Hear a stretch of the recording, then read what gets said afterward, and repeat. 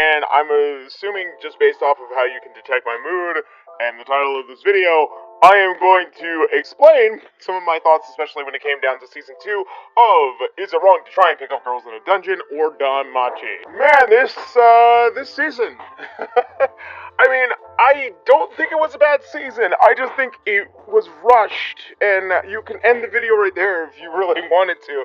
You got my opinions. You're only here to talk about DanMachi and watch me talk about DanMachi, but that's pretty much it. So you can go ahead, click off this video. You don't have to watch anything else. Goodbye. Okay, so for the actual people that are here to stick around, thank you for giving me your time. So when it came down to season 2, the things that I was excited for was explicitly the Familiar War arc and mostly the next arc that's going to be in season 3. I wasn't too keen on the Ishtar arc, mainly because it really just got into things that I wasn't exactly excited about, especially when it came down to the sense of, well, prostitution and saving people from, you know, a woman that was basically raping people. I won't say that it was a bad arc. I'm very glad that Haruhime got to escape from her environment and the way that it kind of built this brand new story that a lot of people end up trying to avoid. There are certain aspects that I just wasn't too keen about, and for a lot of people, they say that there was a lot less dynamic when it came to the manga or the light novel when the art was introduced, to the key visuals with Belle punching Aisha, I believe. I just wasn't that kind of person. The kind of thing that really bothered me was the pacing of the arcs and the way that the story was being told. And this is a common complaint. A lot of people seem to have a problem with this show was how fast it was going. However, it is much like a bridging. You are cramming multiple things that are happening over the course of several chapters into about 4 or 5 episodes per arc. Hell, even the whole Ares thing felt like it was a little bit rushed, especially, you know, after episode 10 and 11, it almost just got thrown in at the last second. And I'm also very glad about the story that it did tell, but it also felt like some of the character development was kind of left to the wayside. As somebody that has read the visual novels and just following with its story, I feel like some of the character development, especially for some, that I felt like got a lot of character development and then they just kind of skimmed over it. Especially for the Familiar War arc, something that I really did enjoy was the biggest factor that Hestia actually seemed competent in this arc.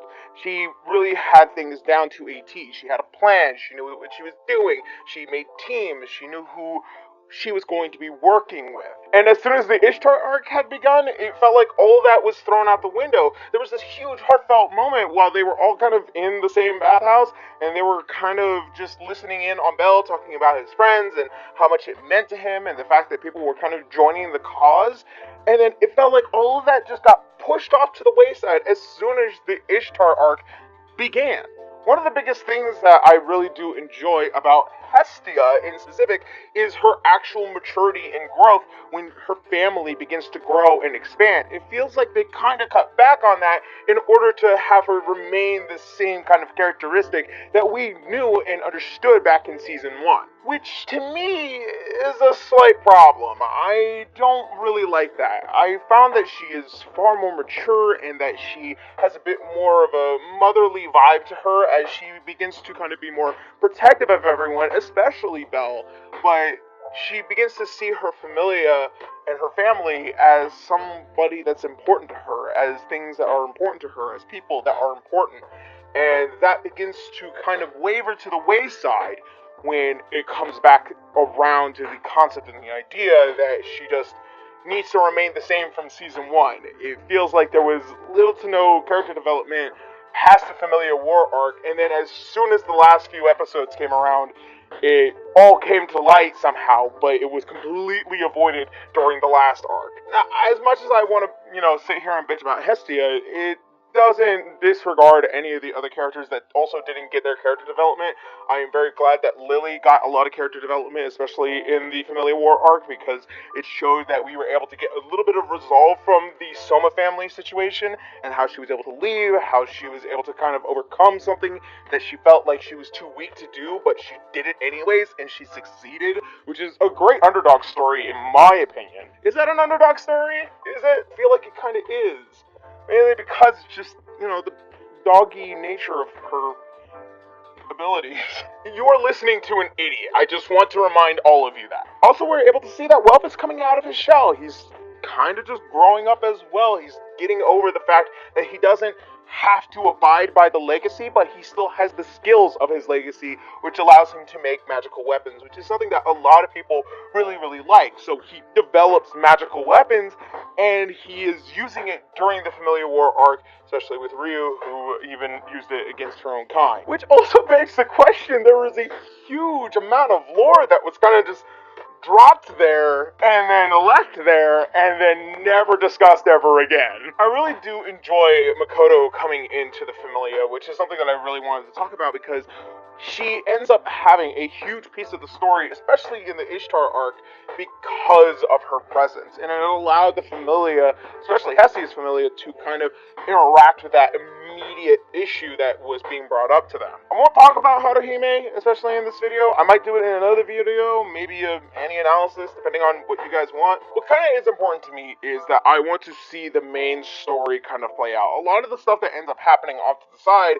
is generally something that bothers me, especially in anime, when we are not focusing on the main characters or the main arc that is going on, and when it diverges away from the characters that I wish to follow, it kind of makes me bored, and I don't want to know anything else aside from the main things that are happening. I know I mentioned earlier in this video how there was a huge drop of lore when it came to Ryu's race, the elf race, and magical weapons, but I'm not going to sit here and ultimately care about that if the main party isn't invested into that situation. I'm not sure if anybody else would agree with me on this, but that is kind of how I feel whenever we talk about, should we follow a character, or, is the storyline so poorly written? Do I like Season 2? Yes, I like it a lot. Are there things that I'm upset about? Oh, definitely. I really want to be able to be sure that whenever I am watching content, especially when I'm following the media of itself, long before the actual events have happened in animation form, I want to feel invested in the actual visual representation.